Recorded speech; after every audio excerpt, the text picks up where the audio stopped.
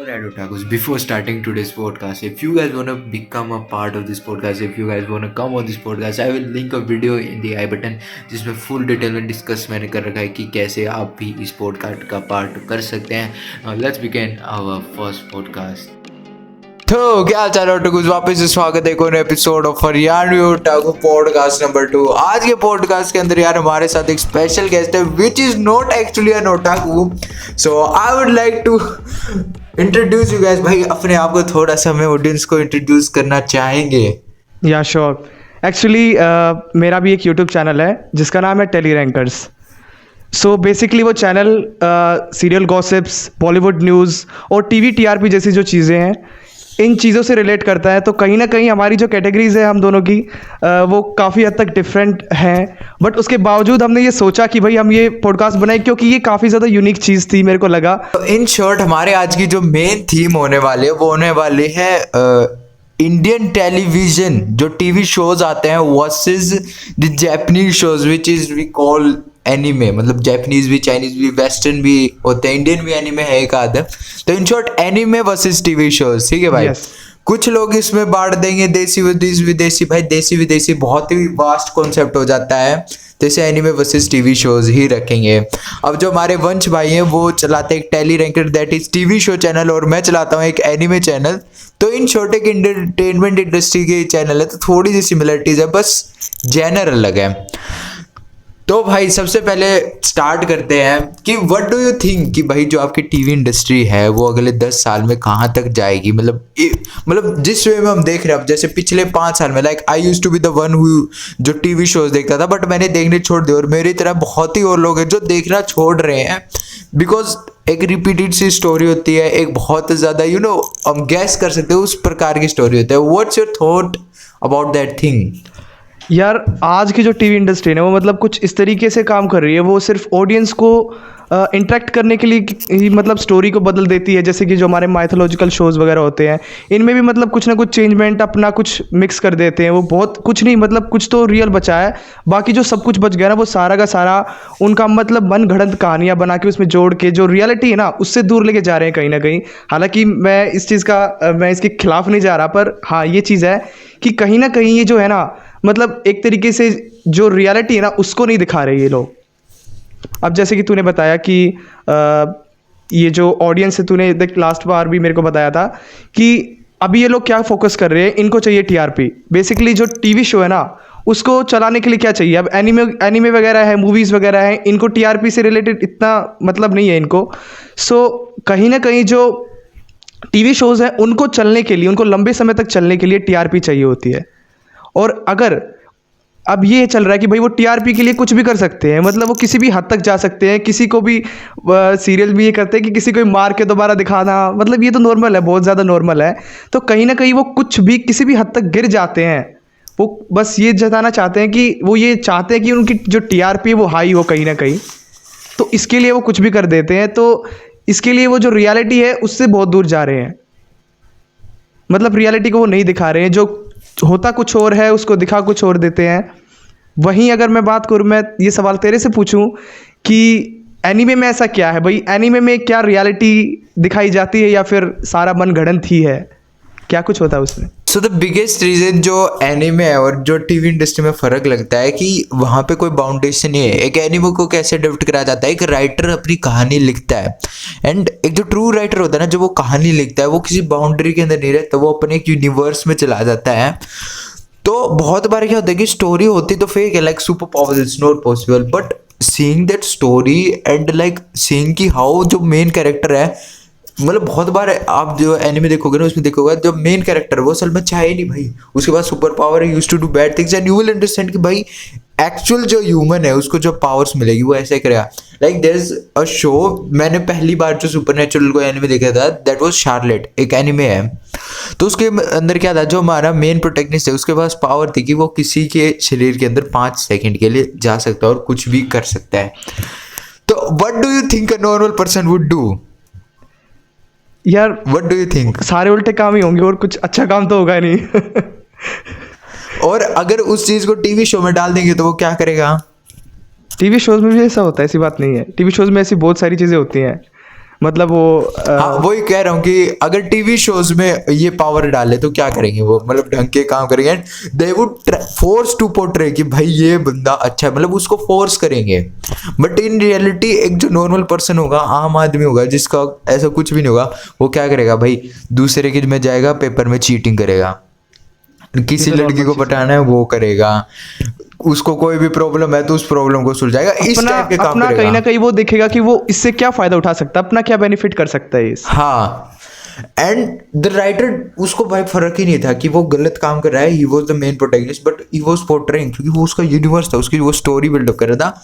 So the main thing जो anime को इन TV show से बना रही है कि वहां पे कोई बाउंड्री नहीं है, कोई बाउंड्स नहीं है। Like there is a show Akame ga Kill, जिन्हें नहीं देखा उनको बता दो स्पॉइलर है, उसके अंदर भाई मेन प्रोटैगनिस्ट को ही मार दिया, लाइक द मेन हीरो उसको ही मार दिया सीरीज के अंदर, just because it was requirement of the story कि वो स्टोरी उस वे में जा रही थी। तो फिर मतलब main वो writer स्टोरी was का like एंड कि नहीं ठीक हुआ, है। जैसे कि तूने बताया कि मेन प्रोटोगोनिस्ट को मार दिया, तो फिर वो स्टोरी उन्होंने आगे कैसे बढ़ाई? मतलब यूजुअली क्या होता है कि यार अगर मेन हीरो चला जाता तो स्टोरी को बंद करना ही पड़ता, और कोई क्या क्या करते हैं मतलब। वही तो, इट वाज सो डेविस्टेटिंग कि भाई लास्ट में सब मर गए, he ended that, it wasn't like कि भाई रीबर्थ वाला ड्रामा कर दिया नहीं जैसे TV सीरियस में shows ऐसा होता है, बहुत होता है, मतलब ये तो बहुत पहले से हो रहा है। मतलब यार वो मर गया, अगले जन्म में आ गए, वो फिर से मिल गए, उसको याद आ गया, ये हो गया, मतलब ये उसमें चलता है, ये सारा ड्रामा चलता है उसमें। बिल्कुल। बट एनिमे के अंदर भाई उनको दिख रहा था स्टोरी को यहाँ एंड करना चाहिए, दे एंडेड इट, दे मतलब उन्होंने कोशिश भी नहीं करी भाई इसे और लंबा खींचे, नहीं, 25 एपिसोड बने हैं भाई, स्टोरी यहाँ पे अच्छे से खत्म हो रही है, लेट्स एंड दिस, कोई बात नहीं, मेन हीरो खत्म हो गया, अच्छा, let's end मतलब of the इसमें ये story। है कि ये पहले ही स्टोरी मतलब बना के उनको पता होता है कि भाई इतने के बाद हम इसको एंड कर देंगे, इसको बंद कर देंगे। हालांकि अगर मैं बात करूँ ना, पहले ऐसा ही होता था, क्योंकि पहले टीआरपी का चक्कर नहीं था, मतलब 2004-5 के टाइम पे ना, मतलब सीरियल्स में क्या होता था कि टीआरपी वगैरह की कोई झंझट नहीं थी, तो उनको क्या होता था, शो की एक अच्छी सी स्टोरी लिखी और भाई उसको उस सारे प्लान को एग्जीक्यूट किया उन्होंने, स्टोरी को एक अच्छा सा एंड भी दे दिया। उनको पता था कि भाई 1 साल बाद, ज़्यादा से ज़्यादा उस टाइम पे शो 1 साल तक चलते थे, वो भी बहुत ज़्यादा बोल दिया, 1-1.5 साल तक चलते थे। हालांकि आजकल तो बस उनको टीआरपी चाहिए, अगर उनको टीआरपी मिल रही है ना, तो वो शो को 1000 एपिसोड से क्या पता कितने एपिसोड्स निकाल देंगे उनके। बट यार उस टाइम पे ऐसा नहीं होता था, उस टाइम पे जो टीआरपी का झंझट था वो था ही नहीं, तो वो कुछ ना कुछ एनिमेज की तरह ही था। 2004-5 के टाइम पे क्या था कि टीआरपी की झंझट तो थी नहीं, तो अभी उनको अच्छे से एक स्टोरी बनाई उन्होंने, कोई भी है, कोई भी स्टोरी, क्योंकि उनको टीआरपी तो कोई झंझट है ही नहीं, तो उसको दिखा के और वो एक अच्छी सी स्टोरी के साथ एंड कर देते थे। ऐसा लंबा नहीं खींचते थे जैसे कि अब चल रहा है, जो अब खींच रहे हैं लोग। तो कहीं ना कहीं उस टाइम पे बेटर था, हमारी जो टीवी इंडस्ट्री है उस टाइम पे कहीं ना कहीं बेटर थी। लेकिन आज बहुत यार, मतलब किसी भी हद तक ये लोग चले जाते हैं, ये नहीं देखते कि क्या मतलब इसमें कोई लॉजिक भी है नहीं। हालांकि बहुत सारी चीज़ें इलॉजिकल है, क्योंकि कभी से यार अपने जो इंडियन टीवी शोज़ है ना, ये सास बहू के ड्रामे के लिए बहुत ज़्यादा पॉपुलर है, बहुत ज़्यादा पॉपुलर। पर आजकल जो है ना, कुछ टीवी चैनल्स ऐसे हैं जो कि इन चीज़ों से हट रहे हैं, मतलब इन चीज़ों से। अब जैसे देख, वो बैकग्राउंड म्यूजिक आता था, वो धूम तना ना ना ना ना तो अभी वो जो टीवी शोज़ है ना, वो उनके मेकर्स हैं, उनको भी ये चीज़ समझ में आ रही है कि हमें ये इन चीज़ों का यूज़ नहीं करना है, क्योंकि ये काफ़ी ज़्यादा ट्रोल हो चुके हैं सोशल मीडिया पर, काफ़ी ज़्यादा। तो अभी तो कितने भी सास बहू टाइप सीरियल्स हालांकि अभी भी चल रहे हैं, जैसे कि स्टार प्लस के शोज़ हैं, तो उनमें भी क्या होगा कि ये ऐसे ऐसे जो बैकग्राउंड म्यूजिक्स है ना, इनको तो वो लोग मतलब ख़त्म ही कर रहे हैं ऐसी ऐसी चीज़ों को, क्योंकि उनके पता चल गया। हालांकि उनका जो बाकी ड्रामा वो सेम ही चलता रहता है। बट कहीं ना कहीं ऐसे चैनल्स भी हैं, you probably have watch that, Sony SAB, उसके जो लाइट हार्टेड प्रोग्राम्स हैं ना, वो काफ़ी हद तक दूसरे जो सीरियल्स हैं उनके मुकाबले काफ़ी अच्छे हैं। वो ज़्यादा इतना लंबा खींचते भी नहीं है सीरियल को, क्योंकि उनमें भी ज़्यादातर शॉर्ट स्टोरीज होती है। अभी एक शो है बागले की दुनिया, अभी ज़्यादा टाइम नहीं हुआ उस शो को लॉन्च हुए, तो उसकी स्टोरी मेरे को बहुत ज़्यादा अच्छी लगी दूसरे शोज़ के मुकाबले, तारक मेहता के मुकाबले भी। हालांकि तारक मेहता की स्टोरी भी काफ़ी ज़्यादा अच्छी थी पहले, लेकिन अब नहीं है।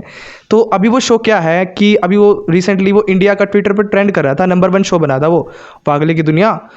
तो उसमें क्या था कि सिर्फ एक ही एपिसोड की कहानी होती है उसमें, और उस एपिसोड की कहानी में यार कुछ ना कुछ वो लोगों को सिखाते हैं। मतलब ये नहीं है उनको टीआरपी के लिए शो को पॉपुलैरिटी गिर जाए, क्योंकि उनको पता है यार वो ज़्यादा लंबा खींचेंगे तो ऑडियंस भी बोर होने लगती है, तो वो सिर्फ एक ही एपिसोड में उस पूरी कंप्लीट स्टोरी को ख़त्म कर देते हैं।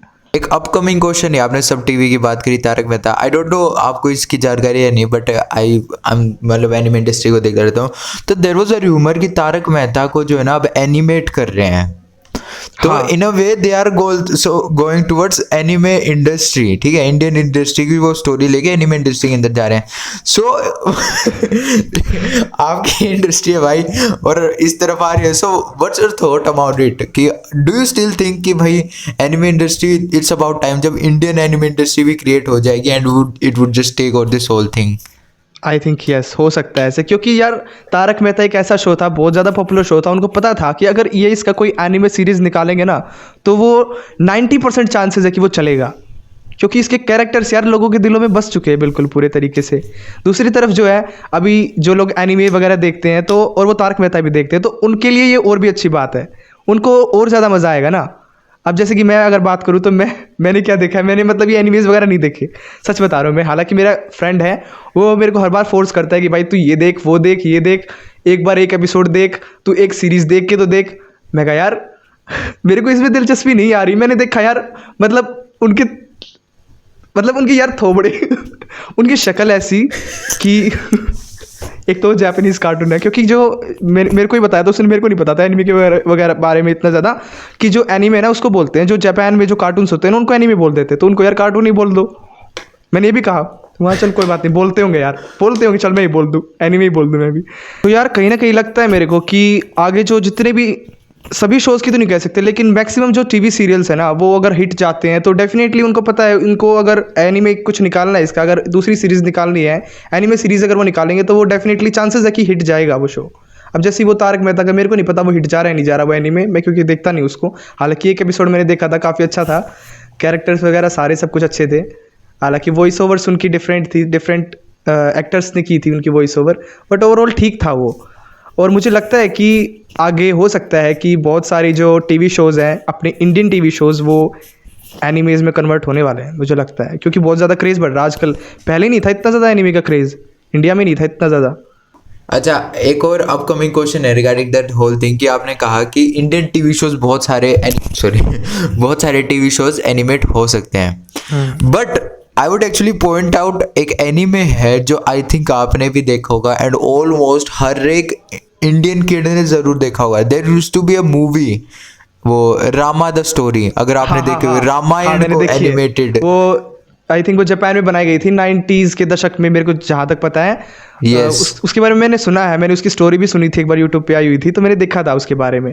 वो जापानीज थी उस टाइम पे, शायद इंडियंस के पास इतना बजट नहीं था कि वो मूवी आ करती थी। ये प्रॉपर मूवी थी पोगो के ऊपर, ये प्रॉपर मूवी थी, मेरे को पता है वो रामायण की मूवी थी आई थिंक, वही बोला ना तू, है ना? हाँ, उसमें कैरेक्टर्स कुछ यार मेरे को लगा, जब मैंने पहली बार वो मूवी देखी थी ना तो मेरे को लगा ही था यार इसके जो कैरेक्टर्स है ना वो मतलब इनके जो जैसे कि चेहरे वगैरह, ये यार कुछ ना कुछ इंडियंस से तो मैच नहीं हो रहे, थोड़े अलग ही लग रहे हैं, मतलब जो जापानीज कार्टून्स आते हैं ना उन जैसे लग रहे हैं।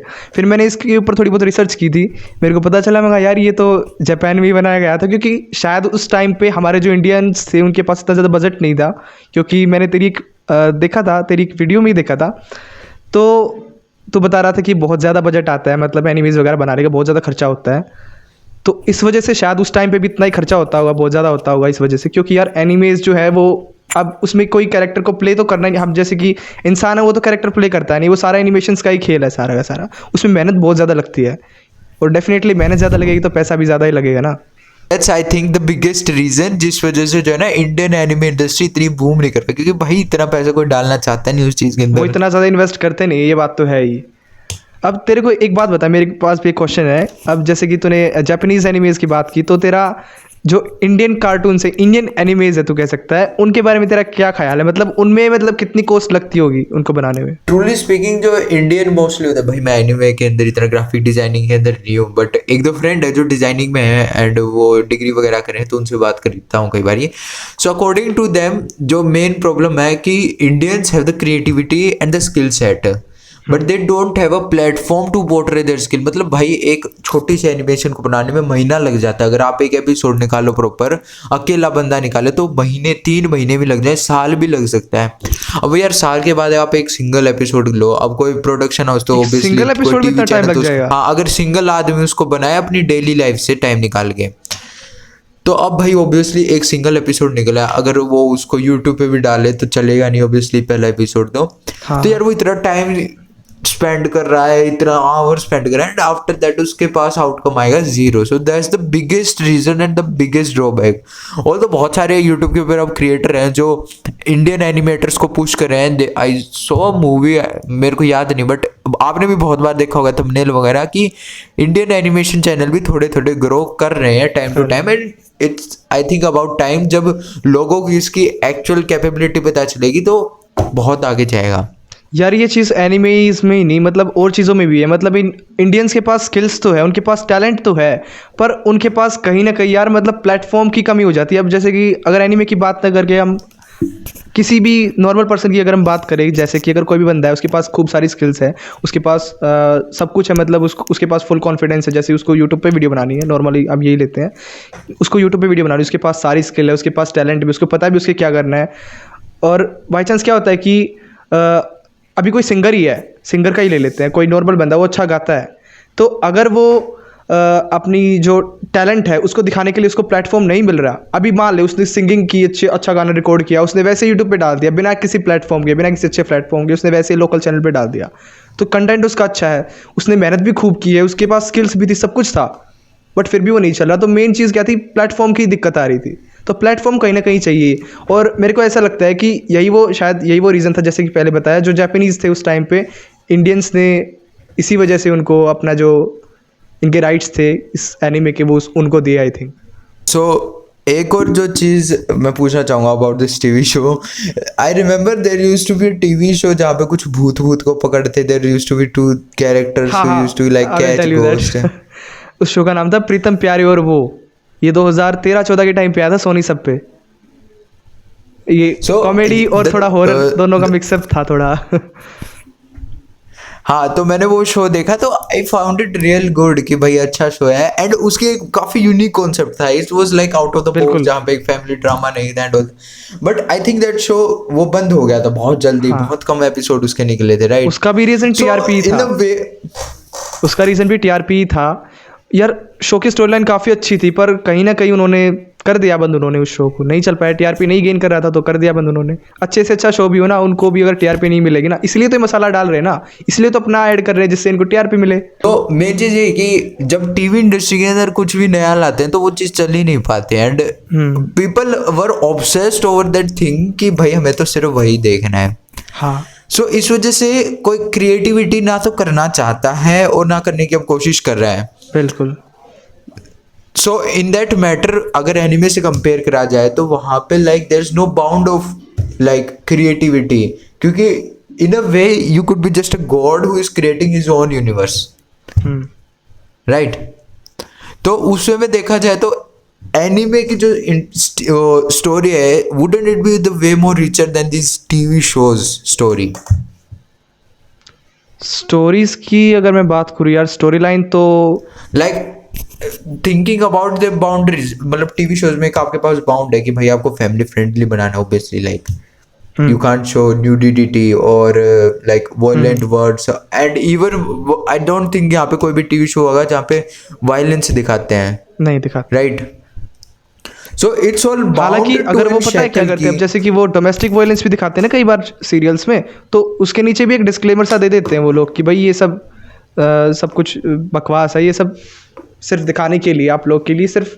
तो कहीं ना कहीं वो इन चीज़ों का एक तरीके से कह सकते हैं, इन चीज़ों से दूर ही रहते हैं वो, जैसे कि तूने बताया न्यूडिटी से, और जितने भी ये होते हैं ना इन चीज़ों से, मार काट से, इन चीज़ों से काफ़ी हद तक ये दूरी बना के ही रखते हैं. इनको पता है कहीं ना कहीं यार, क्योंकि नॉर्मली सीरियल्स कौन देखता है कि हमारे जो मम्मी वगैरह होती हैं वही देखते हैं, लेडीज़ वगैरह जो है वो सीरियल्स देखती हैं, बच्चे देखते हैं सीरियल्स, ज़्यादातर 14-15 साल तक के बच्चे जो सीरियल्स देखते हैं. हालांकि अभी कुछ सीरियल्स ऐसे भी आ रहे हैं जिनको भी बड़े भी देख सकते हैं, हर एक एज ग्रुप के बच्चे देख सकते हैं.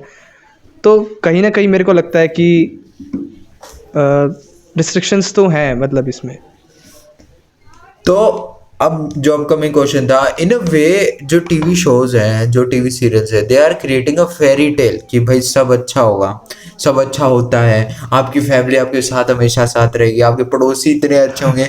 इन a way they are like forcing that concept in your head. और उससे हो क्या रहा है कि if you compare those TV series and TV serials life with your real life, तो बहुत जमीन आसमान का फर्क दिखता है. And like people get depressed over that thing. यार मेरी लाइफ तो यार वैसी नहीं है। लाइक आई वॉज TMK उसी तारक मेहता का उल्टा चश्मा, and like if you compare it कि भाई हमारे तो यार पड़ोसी ऐसे हैं ही नहीं, हमारे तो हाँ यार बिल्कुल, रिश्तेदार ऐसे ये नहीं। चीज़ें मैंने भी कंपेयर की है, बिल्कुल सेम चीज़ मैंने कंपेयर किया है। मैं यार ये तो सिर्फ एक मतलब इमेजिनेशन ही हो सकती है कि भाई कोई सोसाइटी ऐसी हो, कोई ऐसा पड़ोस हो किसी का, शायद ही हो सकता है ऐसा। मैंने भी ये चीज़ें नोटिस की है। वो कहीं ना कहीं हम लोग रियल लाइफ से रिलेट नहीं कर पाते, हालांकि बहुत सारी ऐसी चीज़ें हैं जिसे हम रियल लाइफ से रिलेट कर पाते हैं। अभी मैंने जैसे कि बताया था तेरे को, वो वाकले की दुनिया जो शो है ना, उसमें जो स्टोरी लाइन है वो कुछ ऐसी दिखाई जाती है जिससे कि हम लोग हैं, अब हमारे एज ग्रुप के बच्चे वो लोग आराम से रिलेट कर पाते हैं। तो अभी जो वाकले की दुनिया शो है उसमें स्टोरी लाइन्स छोटी भी हैं, मतलब ये भी नहीं कि भाई ज़्यादा लंबी स्टोरी लाइन्स है, तो उसमें साथ ही साथ ये चीज़ भी है कि उसमें स्टोरी लाइन कुछ इस तरीके की है जिससे कि नॉर्मली हम लोग रिलेट कर सकते हैं। मैंने कई चीज़ें रिलेट की, मैंने बहुत सारी चीज़ें रिलेट की, मैंने कुछ सीरियल्स उसके एपिसोड्स देखे उस सीरियल के, तो कई सारी चीज़ें मैंने रिलेट की। तो बहुत सारे सीरियल्स ऐसे भी हैं जिनकी स्टोरी लाइन कहीं ना कहीं हम अपनी रियल लाइफ से रिलेट कर सकते हैं। पर जैसे तारक मेहता की बात करें तो वो तो यार मुझे नहीं लगता कि ये तो सिर्फ एक इमेजिनेशन ही हो सकती है कि भाई ऐसा पड़ोस हो, ऐसे लोग हो आसपास आपके, इतनी हेल्प करने वाले नहीं है। और वो I think next to impossible है आज के टाइम में।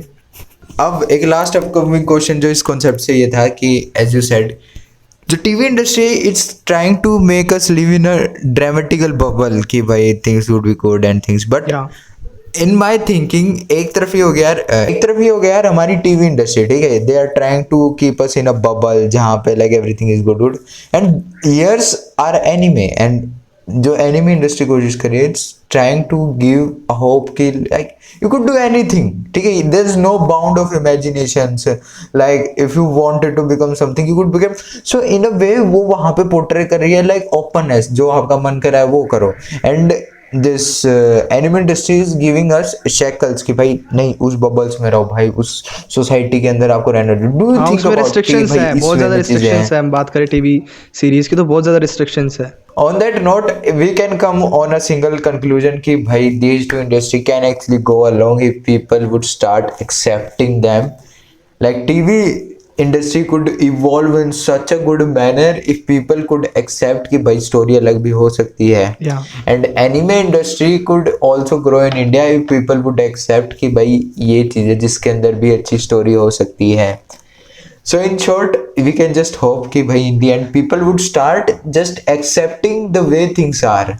The biggest problem जहाँ पे entertainment industry के अंदर है, people don't want to accept things कि नहीं भाई हम जैसे चल रहे चीज़ें वैसे ही चलनी चाहिए, and they just don't want new things in their life.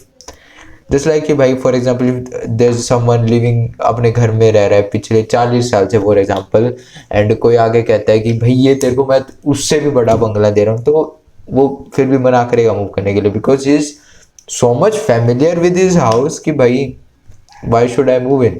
And I think is the biggest problem in our not just entertainment industry. नई चीज़ें ट्राई करनी चाहिए, नई चीज़ें ट्राई करनी चाहिए। आई अग्रीड विद यू। नई चीज़ें मैं भी यार मैंने ट्राई किया था बट कहीं ना कहीं, बट अब जैसे कि तूने सजेस्ट किया तो definitely I will try to watch that. अगर अच्छा लगा तो मैं तेरे को वो भाई आपको रिकमेंडेशन गलत मिल गई, लाइक एज अ पर्सन आपको गलत रिकमेंडेशन मिल गई. पहले उस बंदे को सोचना चाहिए था कि ये फिक्शनल का फैन नहीं है, इसको थोड़ा रियलिटी वाली चीज दिखानी चाहिए.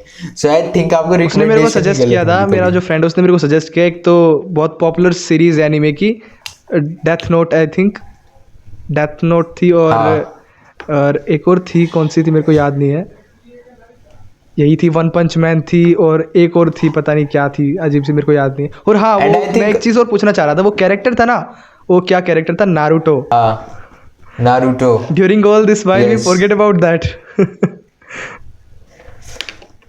Naruto is actually an character, जो उसकी मेन स्टोरी होती है कि भाई इज अ होल विलेज, मतलब उसके अंदर क्या है कि एक मॉन्स्टर कैद है इनको, ठीक है, उसके अंदर मॉन्स्टर कैद है, तो गांव वालों को पता है कि भाई इसके अंदर मॉन्स्टर कैद है, तो you know when Naruto is protecting everybody भाई, मतलब अपने अंदर रखे, बट गांव के सब लोग एक्सेप्ट नहीं करना चाहते उस चेंज को, सेम थिंग, उस चीज को एक्सेप्ट नहीं करना चाहते, that's why they hate him. And जो हमारा नारुतो कैरेक्टर है, he is a good boy, he just wanted to be accepted by everyone, and उसको क्या लगता है कि the only way he could be accepted by everyone is if he became the most respected person, which is an Hokage. Like the head of a village is called Hokage in anime, in that anime. So उसकी पूरी journey दिखाई गई है उस anime के अंदर, how एक kid जिसको सब नफरत करते थे to becoming someone who is respected and who became an hero of his era of his time. तो ये काफी प्यारी स्टोरी है, but as I said again it's an fictional story, completely fictional, super power kind of stuff है उसके अंदर, so I don't think you can enjoy that one like seeing your all, so that's why I didn't, उस चीज को मैंने recommend नहीं करा था, नारुतो को रिकमेंड नहीं करा था, आई recommended that one. Okay, Vansh bhai, that was a fun episode with you. It was nice talking with you, chatting with you. It was my pleasure with you in your podcast. I really enjoyed it. अरे भाई sir, तो fun fact, हम असल में कभी मिले we are just in a virtual world, एक virtually मिले हैं एज एन फेलो यूट्यूबर। कोई बात नहीं, अभी बहुत जल्द मिल जाएंगे ना। बिल्कुल, बहुत बड़ी लाइफ है, कभी and really I don't want to lose the opportunity to meet such a personality, you know. अरे सर, सो आई होप भाई आपको कहीं ना कहीं हम आपके सबकॉन्शियस माइंड में डाल पाए हो कि एनीमे नाम की भी चीज़ अच्छी होती है, एंड आई होप सो आप फ्यूचर में भी एनीमे कभी ना कभी ट्राई करेंगे।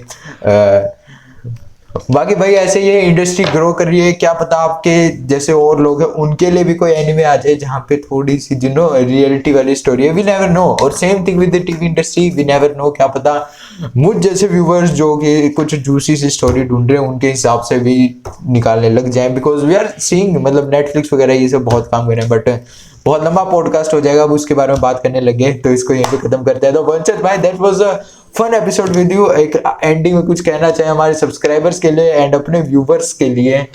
वेल, मैं अपने व्यूवर्स को कहना चाहूँगा, मैं ये नहीं कहना चाहूँगा कि आप लोग एनीमे मत देखिए, पर हाँ मैं ज़रूर कहना चाहूँगा अगर आपको पसंद है तो आप ज़रूर एनीमे देखिए, और अगर आप लोग एनीमे पहले से ही देखते हो तो हमारे आर्यन भाई के चैनल हरियाणवी ओटाकू को ज़रूर सब्सक्राइब कीजिए और साथ ही प्रेस करें बेल आइकन को। If you are someone who is an Indian TV show fan, क्योंकि मैं देख रहा हूँ पिछले 4-5 साल से हमारे आर्यन भाई बहुत ज़्यादा मेहनत कर रहे हैं यूट्यूब पर, and I really want from the core of my heart कि आपका चैनल ग्रो हो, आपके 30 नहीं 40-50 लाख सब्सक्राइबर हो, उससे भी ज़्यादा हो। ओ भाई, आपको सक्सेस मिले, इतनी सालों की आपकी मेहनत जो है वो काम आए, वो रंग लाए कहीं ना कहीं। सो ये हमारी दिल से तमन्ना है। जब जो आना होता है तब वो आ जाता है भाई, क्या कर सकते हैं, we all we can do is giving our 100%. Well, that was a fun episode. If you are guys are also interested in TV shows kind of stuff, then go check it out. Telerankers भाई का channel है, TV series के related, TRP के related videos वगैरह डालते हैं, अपने भाई हैं.